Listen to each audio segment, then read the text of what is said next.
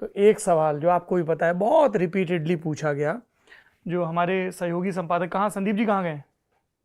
संदीप जी के बालक ने भी कहा है, उनका बच्चा है छोटा, कि वो ज़रूर पूछेगा, और वो है आपकी जो सबसे मशहूर टीवी सीरीज़ कह लें, सीरियल कह लें, तारक मेहता का उल्टा चश्मा से जुड़ा हुआ। जी क्या हुआ?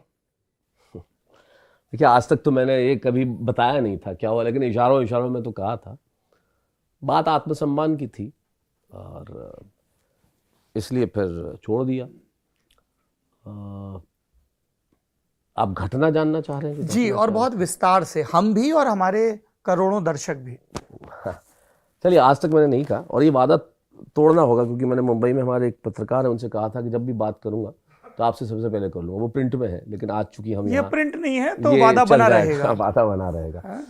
अश्वत्थामा हतो हता। जी, हुआ ये था कि एक सब टीवी पे एक दूसरा शो आया था, गुड नाइट इंडिया। कब की बात है ये? ये 1.5 साल पहले की बात है। मेरा शो नहीं था, एक शो आता था रात को 10, साढ़े 10, 11 बजे, जिसमें स्टैंड अप कॉमेडियंस आते थे और कलाकार आते थे। तो उस शो में उन्होंने मुझे बतौर सेलिब्रिटी गेस्ट बुलाया एक एपिसोड के लिए, जहाँ मुझे मेरे कवि शैलेश लोढ़ा, मैं गया। जाता ही क्यों ना जाता, क्योंकि कवि शैलेश लोढ़ा तो 1980 से कविताएं कर रहा है, और जो कुछ हूँ मैं आज हिंदी कविता की वजह से हूँ। तो मैं गया और उसमें कोई दिक्कत भी नहीं थी, मेरे जाने पे कोई रोक टोक थी भी नहीं, होनी भी नहीं चाहिए, और न मैं किसी ऐसे प्रतिबंध में था कि मैं नहीं कोई जा ऐसा सकता। करार भी नहीं? नहीं, कोई नहीं। और वो क्यों, आप शैलेश लोढ़ा बन के तो कहीं भी जा सकते हो ना। और उसी प्लेटफॉर्म पे, जिस प्लेटफॉर्म पे हमारा शो आता था, उसी में 10 बजे आता था। मैं शूट करके आ गया। और वो प्रोड्यूसर उस शो के वो थे जिनके साथ पहले मैं कॉमेडी सर्कस कर चुका था। क्या नाम है? ऑप्टिमिस्टिक्स जो प्रोडक्शन हाउस है उनका, उसका था। तो एक संबंध भी थे, और निश्चित तौर पे कविता है। मैंने वहाँ जाकर कविता भी पढ़ी जो बड़ी मशहूर है, इन दोनों मेरी कविता हुई, मैं बच्चे ढूंढ रहा हूँ, वो कविता मैंने उस दिन वहाँ सुना पढ़ी। दीजिए। वो लंबी कविता है, मैं और भी कुछ सुना दूंगा, दूसरा कुछ, तो वो ज़रूर सुना दूंगा। तो अच्छी कविता है वो, तो ऐसा लोग कहते हैं। तो मैंने वहाँ जाके कविता पढ़ी और शो हो गया। अब उनका फ़ोन आया जिस दिन वो शायद टेलीकास्ट होने वाला होगा, उसके एक दिन पहले। और आप कैसे गए वहाँ पे? उनका मतलब कि प्रोड्यूसर शो के। आप असित मोदी का नाम नहीं लेते हैं जी, सार्वजनिक रूप से? मतलब तारक मेहता का उल्टा चश्मा के प्रोड्यूसर असित मोदी। उन्होंने आप बतौर प्रोड्यूसर बात की थी ना। अरे, मुझे अपने दर्शकों को स्पष्ट करना होता है, असित मोदी की बात कर रहे हाँ, हैं वो आप? जो प्रोड्यूसर है उनका फ़ोन आया। Oh, I love this about you. तो मोदी जी भी कई लोगों का नाम नहीं लेते हैं, कुमार विश्वास भाई आते हैं, वो भी कई लोगों का नाम नहीं लेते। अच्छा, कुमार भी नहीं लेता है? मुझे नहीं, कुमार भी नहीं नाम लेता है? अच्छा, मुझे नहीं पता था इसलिए। तो और आप तीनों ही कवि हैं। चलिए, तो उन प्रोड्यूसर का फ़ोन आया मेरे पास उनका कि आप कैसे चले गए और इधर उधर कैसे चले गए। मतलब भाई, मैं कवि हूँ और एक शो के अंदर मैं ऐसे बतौर सेलिब्रिटी गेस्ट गया हूँ, कोई रोल करने तो गया नहीं हूँ। आधे घंटे का एक एपिसोड है जिसमें मैं सेलिब्रिटी गेस्ट हूँ, जिसमें मैं शैलेश लोढ़ा हूँ। और उन्होंने बड़ी असभ्य भाषा में बात की जो मुझसे बर्दाश्त नहीं हुई। ऐसा पहली बार हुआ जब असित मोदी ने इस तरह की भाषा का एक बार इस्तेमाल किया? और भिड़ंत हो चुकी थी हमारी सेट पे। तब क्या हुआ था? जब उन्होंने कहा यहाँ सब काम करने वाले मेरे नौकर हैं, इस तरह की एक लैंग्वेज उन्होंने बोली थी। तब भी भिड़ंत हो चुकी थी कुछ समय पहले।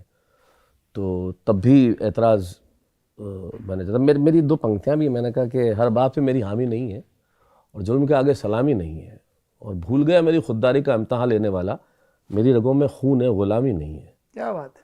तो उन्होंने जिस भाषा में बात की वो मुझसे स्वीकार्य नहीं थी मेरे लिए, क्योंकि हम सब काम कर रहे हैं और सब ने मिलकर किसी चीज़ का निर्माण किया है, और आप इस भाषा में तो बात कर ही नहीं सकते। पहले तो आप प्रतिबंध इस तरह के नहीं लगा सकते।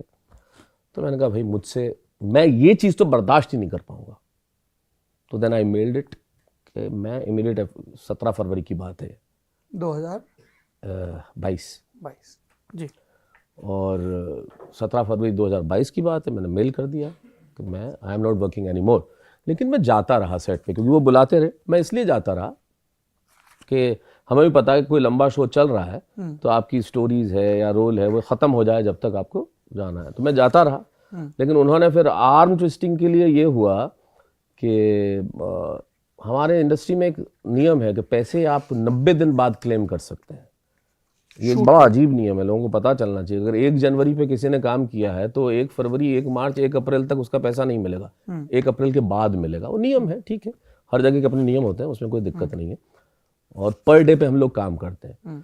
तो ये फरवरी की बात है, मैं जाता रहा क्योंकि मैंने कहा पूरा कर लेंगे अपना काम और नया ढूंढ लेंगे, क्योंकि मैं कह चुका हूँ कि मैं नहीं आऊँगा। और लेकिन हुआ ये कि फरवरी में उन्होंने नवंबर माह का जो मेरा पैसा ड्यू था, दिसंबर जनवरी फरवरी रोक लिया आर्म ट्विस्ट करने के लिए कि आप आओ हमारे दफ्तर में साइन करो हमारे पेपर्स पे, तब हम पैसा देंगे। मैंने कहा पेपर्स भेज दो, वो उन्होंने नहीं भेजे। फिर मार्च में भी रोक लिया लगातार। तो फिर मैं लगातार काम कर रहा हूँ और आप जानबूझ के पैसा नहीं दे रहे हो सिर्फ आर्म ट्विस्ट करने के लिए, और चूंकि आपकी भाषा मुझे स्वीकार्य नहीं थी, मैं तो छोड़ ही चुका था। फिर मैंने अल्टीमेटली एक मेल किया 5 अप्रैल को, if you do not release this I will not come from tomorrow. अभी तक तो मैं आ रहा था गुड जेस्चर में। फिर मैंने 6 अप्रैल से जाना बंद कर दिया। किसी ने बीच बचाव की कोशिश की? नहीं, उसमें बीच बचाव क्या होता, ये तो बहुत सिंपल था ना। आर्म ट्विस्टिंग आप मेरी कर रहे हो, और आप क्यों कर रहे हो ऐसा? या तो आप ये एक तरफ तो हम ये कहते हैं कि भाई इस पेपर पे साइन करो तो हम आपको पैसा देंगे, तो फिर आप काम ही ना करने दो ना। भाई जब तक पेपर पे साइन नहीं होता आप काम ही नहीं कर सकते, या तो ऐसा करो। That would have been a better thing. और सबसे बड़ी चीज, पैसा इस पे कोई मुद्दा ही नहीं था ना, ये तो उन्होंने आर्म ट्विस्टिंग के लिए रोका, तब फिर बात अलग हुई। मेरा मुद्दा तो वो भाषा, वो व्यवहार और वो फ्यूडलिस्टिक अप्रोच। माननीय न्यायालय ने अपने फैसले में क्या कहा इस विषय पे? भाई एनसीएलटी में मैं गया, और पैसा लेने के लिए क्यों जाना पड़ा मुझे, कि उन्होंने पैसा लेने के लिए भी क्या कहा, हमारे यहाँ एक एग्रीमेंट है, आप फुल एंड फाइनल एग्रीमेंट, उस पर साइन करो तो पैसा देंगे। वो मुझे स्वीकार्य नहीं था। ऐसा क्या था उसमें? हाँ, सबसे पहली बात तो तलाक के बाद तो मैरिज सर्टिफिकेट पे साइन नहीं होता है ना, पहली चीज तो ये है। दूसरी चीज, आप कहीं से कहीं काम छोड़ रहे हैं, तो मैं ये साइन करके दूं, ये लिख के दूं कि मैं सोशल मीडिया पे भी जाऊंगा तो आपसे पूछ के जाऊंगा, मैं छोड़ने के बाद? हाँ, मैं मीडिया से बात नहीं करूंगा, मैं ये नहीं करूंगा। मीडिया से किस पे बात नहीं करूंगा? कि आपने तारक मेहता का उल्टा चश्मा क्यों छोड़ा? किसी विषय पे बात नहीं करूंगा। मतलब वो मैं आपको बताऊंगा, मेरे उसमें है वो फुल एंड फाइनल एग्रीमेंट जो मेरी आजादी रोकता है, जो मेरे संवैधानिक अधिकार रोकता है। मैंने कहा मैं ये दस्तखत नहीं करूंगा, इसलिए मैं एनसीएलटी में गया। और वहां पे कोर्ट ने कहा कि आप सेटलमेंट करके पैसा दीजिए। उन्होंने कोर्ट में पैसा दे दिया, मैंने उनके किसी एग्रीमेंट पे साइन नहीं किया। 1.05 करोड़ रुपए। जी, ऐसा ही था। नहीं, हम तो बड़े गर्व से कह रहे हैं कि हिंदी का कोई कवि अगर अच्छा पारिश्रमिक पा रहा है अपनी मेहनत से, तो ये पूरे हिंदी समाज के लिए गर्व की बात है। जी, ईश्वर की कृपा है। कब तक हम दरिद्रता के गीत गाते रहे? नहीं, कहीं नहीं सर। अब आप, वो जमाना गया जी, वो जमाना चला गया जब हम सोचते थे कि बीड़ी पिएगा, चाय के लिए बैठ जाएगा, धोती वाला है। आज कवि रेंज रोवर चलाता है, मर्सिडीज चलाता है, ऑडी चलाता है,